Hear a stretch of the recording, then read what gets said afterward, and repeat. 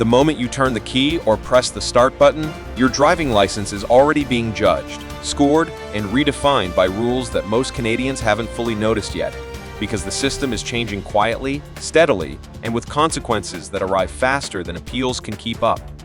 By 2026, holding a driving license in Canada is no longer expected to mean simple permission to drive. It means ongoing approval based on behavior, health, compliance, and data. And the margin for error is shrinking across every province. The traditional belief that a license is secure unless you commit a serious crime is being replaced by a reality where smaller violations, repeated patterns, and administrative triggers can restrict or suspend driving privileges with unprecedented speed. These expected updates are driven by one core objective shared across provincial transportation authorities: reducing risk before accidents happen, even if that means intervening earlier and more aggressively than before. One of the most important changes shaping license rules toward 2026 is the shift away from age-based assumptions and toward behavior-based control.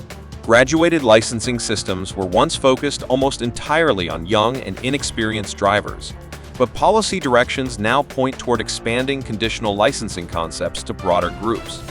This means that drivers of any age may face probation-style conditions if their record shows repeated infractions, collisions, or compliance failures. A clean driving history is becoming less about how long you've held a license and more about how consistently you meet evolving standards. Point systems are expected to become less forgiving, with faster accumulation, longer retention periods, and lower thresholds for suspension, especially for repeat offenses like distracted driving, speeding in high-risk zones, and failure to comply with roadside instruction.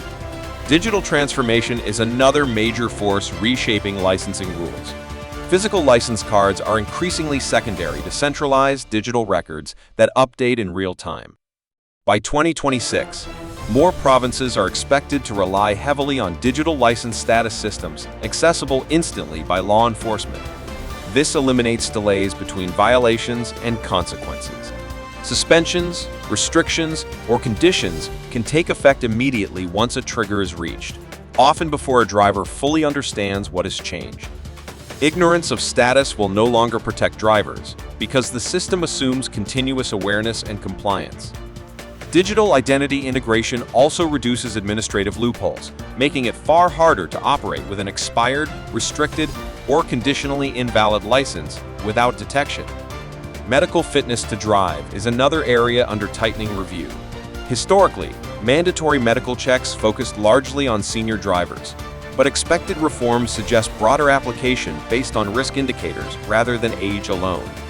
Drivers involved in multiple collisions, those cited for certain violations, or those reported by healthcare professionals may face mandatory medical reviews regardless of age. These reviews can result in temporary suspensions until clearance is provided, even when drivers feel capable and symptom-free.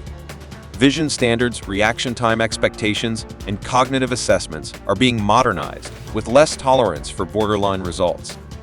The emphasis is on prevention, not accommodation, which means more drivers may experience restrictions earlier in the process than they would have in the past. Impaired driving rules are also tightening in practical terms, even where criminal thresholds remain unchanged. Provinces are expected to rely more heavily on administrative penalties, roadside suspensions, and immediate consequences that do not require court convictions. Lower tolerance for impairment indicators, longer administrative suspensions, and expanded vehicle impoundment policies are all part of the projected enforcement environment. This creates a system where a single lapse can trigger a chain reaction affecting insurance, employment, and license status long before any criminal case is resolved. The deterrent effect is intentional, but the personal impact is often underestimated by drivers until it happens. Distracted driving enforcement is accelerating at a pace that surprises many experienced drivers. What was once treated as a secondary offense is now a primary safety focus. Expected updates include harsher penalties for repeat offenses, faster point escalation, and longer suspension periods tied directly to distraction-related violations. Automated enforcement tools, including camera systems and AI-assisted detection, are expanding, meaning violations can be recorded without a traffic stop. Drivers may accumulate penalties silently, only discovering the severity of the situation when renewal notices arrive or privileges are suddenly restricted. License renewal itself is evolving from a routine administrative task into an eligibility checkpoint. By 2026, renewals are increasingly expected to verify compliance with fines, education requirements, medical conditions, and outstanding administrative actions. Grace periods are shrinking, and failure to meet conditions on time can result in automatic downgrades or temporary invalidation. This places responsibility squarely on drivers to track their status proactively, rather than relying on reminders or extensions. The system assumes compliance by default and penalizes delay more strictly than before. Commercial and professional drivers face even tighter oversight. Cross-province data sharing is reducing the ability to escape a problematic driving history by changing jurisdictions or license classes. More frequent testing, enhanced background monitoring, and stricter standards for maintaining professional privileges are expected. For these drivers, a single violation can have immediate career implications, and the tolerance for repeated errors is narrowing significantly. The goal is consistency and safety, but the effect is a high-pressure compliance environment with little room for recovery once patterns emerge. New drivers and immigrants exchanging foreign licenses are also affected by changing standards.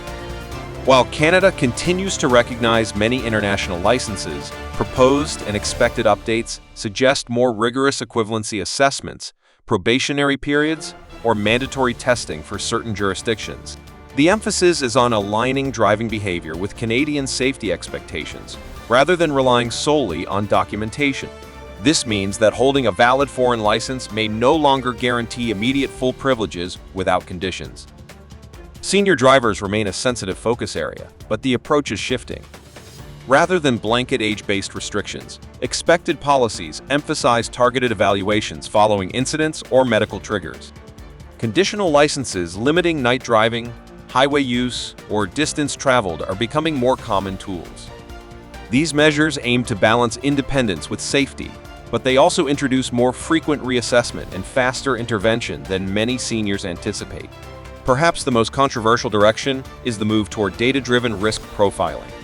While still evolving, discussions around integrating driving behavior patterns, violation history, and related risk indicators into licensing decisions are growing.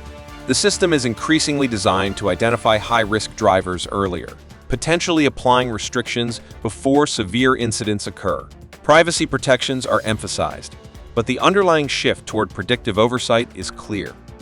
Driving is being treated less as a personal right and more as a monitored activity with ongoing eligibility criteria. Education requirements are also expanding in scope and enforcement. For certain violations, completion of approved programs may become mandatory before full driving privileges are restored. These are no longer optional refreshers but required steps tied directly to license status. Failure to complete them can keep restrictions in place indefinitely, regardless of how much time has passed since the offense. Appeal processes remain available, but their role is changing. Administrative decisions are increasingly applied immediately, with appeals handled after restrictions are already active. This reverses the traditional balance, placing the burden on drivers to prove eligibility rather than on authorities to justify delay. For many, the practical impact is weeks or months of restricted mobility before any review occurs. Cross-province coordination is closing long-standing gaps in enforcement. Suspensions, restrictions, and conditions are expected to follow drivers across provincial borders more consistently, eliminating opportunities to reset records through relocation. This strengthens safety outcomes, but also means mistakes carry longer-lasting consequences nationwide. Technology inside vehicles may also influence licensing conditions. Telematics and monitoring tools, particularly for high-risk or probationary drivers, are being explored as alternatives to full suspension. While not universal, these programs reflect a broader trend toward conditional permission rather than outright bans, with behavior monitored in real time. Taken together, these expected changes redefine what it means to be a licensed driver in Canada. By 2026, the system prioritizes continuous compliance, real-time accountability, and early intervention. The benefit is safer roads and fewer serious accidents, but the cost is a reduced tolerance for error and a greater administrative burden on drivers. Those who understand the direction of these rules and adapt early will retain their mobility with fewer disruptions, while those who rely on outdated assumptions risk sudden and severe consequences. The rules are not just changing. The philosophy behind licensing is evolving, and drivers who fail to keep pace may lose far more than they expect. Stay informed and protect your driving privileges. Subscribe and share this update with every Canadian driver you know.